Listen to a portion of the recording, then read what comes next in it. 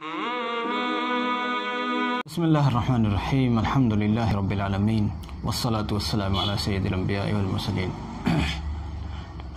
वैसे तो बहुत बार इधर उधर से ऐसी तकलीफ़ दे ख़बरें आती रहती हैं जिनसे वो ख़बरें रूह को झिझोड़ कर रख देती हैं और रूह को तकलीफ़ में डाल देती हैं।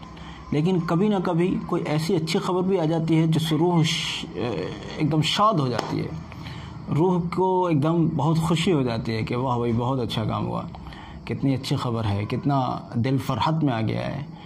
ऐसी ही एक ख़बर इस वक्त, हालांकि आप हज़रात ने मुझसे पहले सुन लिया होगा उसको, मैंने तो जब पहली बार सुना तो तवज्जो भी नहीं दी, फिर दोबारा निगाह पड़ी मेरी सोशल मीडिया पर, तो बहरहाल फिर मुझे उस पर मैंने तवज्जो से सुना उसको तो मुझे खुशी हुई। मैं चाहता हूँ इस खुशी को आपके साथ भी शेयर किया जाए। और वो खुशी आप जानते हैं क्या है, वो अच्छी ख़बर जानते हैं क्या है? वो है टिकटॉक का बैन हो जाना। आपको अजीब सा लग रहा होगा, जो लोग दिल दादे हैं टिकटॉक के, जो दिल दादे हैं हर वक्त जिनको टिकटॉक ही नज़र आता है, उनको तो मेरी बात यकीनन अजीब लग रही होगी और हो सकता है वो तकलीफ़ में भी हों कि बताओ टिकटॉक बैन हो गया। लेकिन मेरे भाइयों एक बात सुन लो,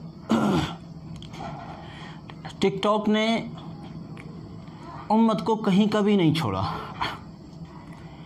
इस हिंदुस्तान पर मुसलमान हुकूमत किया करते थे, एक वक्त वो था, मुसलमान बड़ी शान व शौकत की हुकूमत करते थे। आज ऐसी हुकूमत नहीं है, आज शान व शौकत वगैरह तो ख़त्म ही है। आज तो गरीब मुल्क है हमारा, तरक्की पजीर है, तरक्की याफ्ता नहीं है। उस वक्त हम सोने की चिड़िया हुआ करते थे, हमारा मुल्क उस वक्त सोने की चिड़िया हुआ करता था। लेकिन क्या हुआ, ऐसी अजीम सल्तनत क्यों ताराज हो गई? वहां जब देर रात तक मुजरे चलते थे, देर रात तक मुजरे चलते थे, नाचना गाना चलता था, तो हम और आप तो एक आम से इंसान हैं। अल्लाह ताला ने उन मुजरों की पर जब गिरफ्त फरमाई, जब उन मुजरों के ज़रिए से पैदा होने वाली बीमारियों और ख़राबियों पर जब अल्लाह ने गिरफ्त फरमाई, तो इतनी खूबसूरत और इतनी शानदार हुकूमत तहे तेग हो गई, तहोबाला हो गई, ख़त्म हो गई। और आज मुसलमान किस हाल में जीता है वो तो किसी से छुपा हुआ है ही नहीं। कल तक इतनी बड़ी हुकूमत चलाने वाला तबका, इतनी बड़ी हुकूमत चलाने वाली कौम आज इंतहा पसमानदगी और इंतहा ज़िल्लत का शिकार है।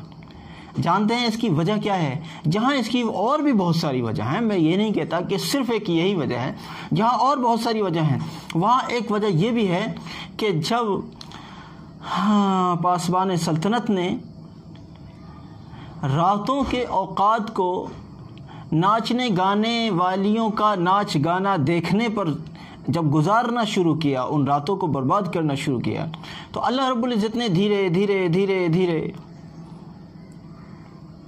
उस सल्तनत को ख़त्म कर दिया।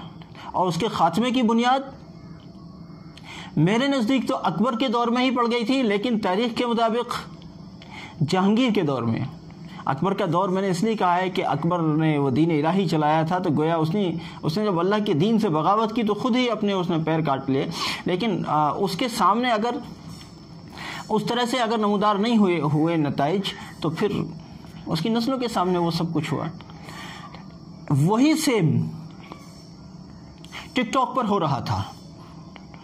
उस वक्त में बीमारी ये थी कि मर्द देखा करते थे औरतों का नाच, औरतों का गाना सुना करते थे।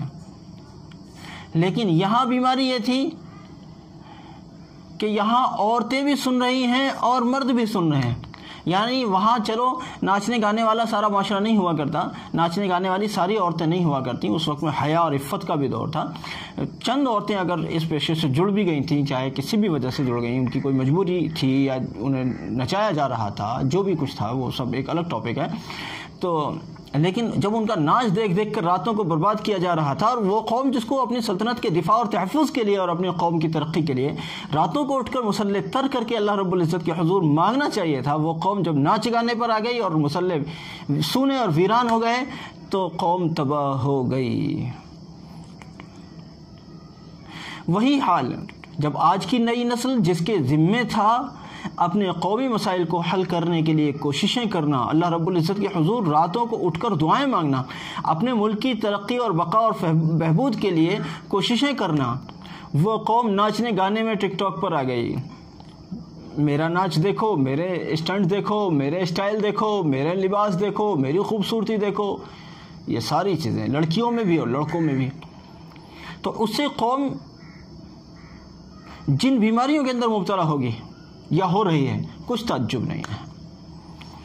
میں تو سمجھتا ہوں پھر بھی اللہ کا رحم ہی ہے، اللہ کا کرم ہی ہے کہ پھر بھی ہم پر ابھی عافیت کا سایہ بنا ہوا ہے، ورنہ تو اتنے پر تو پچھلی امتوں میں تختے پلٹ جایا کرتے تھے، قومیں ختم ہو جایا کرتی تھیں۔ یہ تو ہمارے نبی صلی اللہ علیہ وسلم کی دعاؤں کے ثمرات ہیں کہ الحمدللہ اتنا سب کچھ ہونے کے باوجود بھی امت کے حالات ابھی بنے ہوئے ہیں، امت کم سے کم اس کے افراد جس بھی حالت میں ہیں محفوظ ہیں۔